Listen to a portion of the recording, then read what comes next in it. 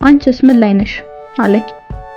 በቅርቡ ሊያገባ እንደሆነ ነግሮኝ አልኩት። ምንም አልጀመርሽም አለኝ።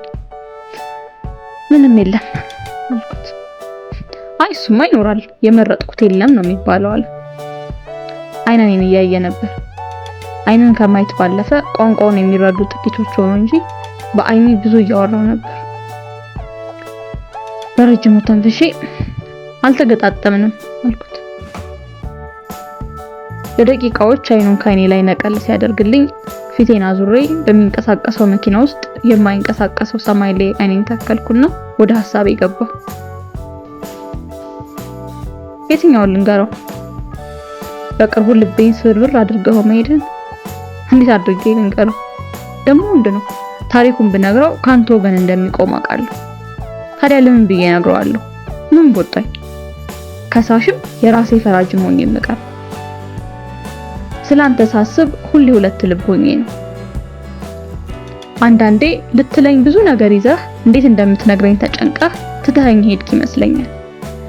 አንዳንዴ ደግሞ ጭራሽ በህይወትህ የተከሰትኩ መሆኑን ራሱ እስከነ ጭራሹ ረስተኸው ተረጋግተህ የራስን ህይወት የምትኖር ጨካኝ ትመስለኛለህ። ቆይ ግን የኔ ጥፋት ምንድነው? ወደድኩ፣ በቃ ወደድኩ። ነገን ያየሁብህ መስሎኝ ወደድኩ። ተረጋግቼ ሴት ስለመሆን ማሰብ ጀምሬ ነበር። አሳስቦኝ የማያውቀው የነገ ቤተሰቤ አሳስቦኝ ጥሩ እናትና ሚስት ለመሆን ራሴን እያዘጋጀው ነበር።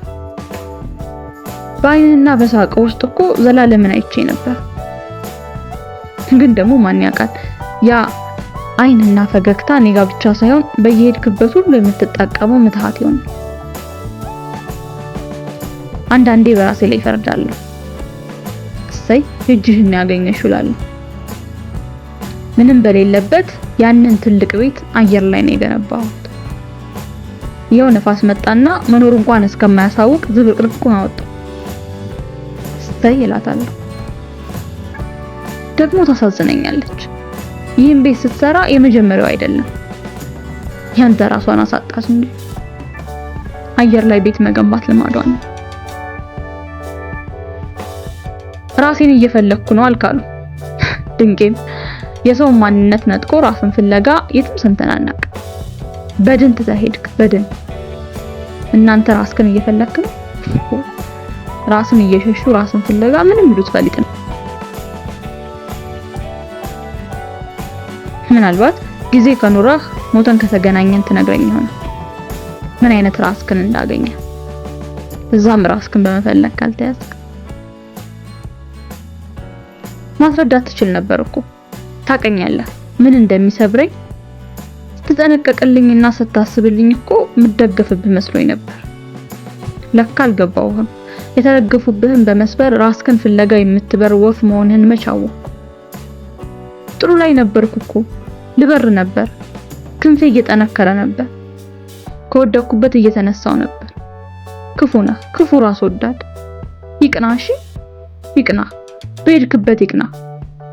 እስኪ እቺ ነፍሴ ቦታ ከሌላትና ድምጿ ካልተሰማ ራስክን ፈልገህ አግኝተህ ስኬት በሚሉት የዘመንህ በሽታ ታውረህ ስትለፈልፍ አገኘ ይሆን? ማን ያውቃል?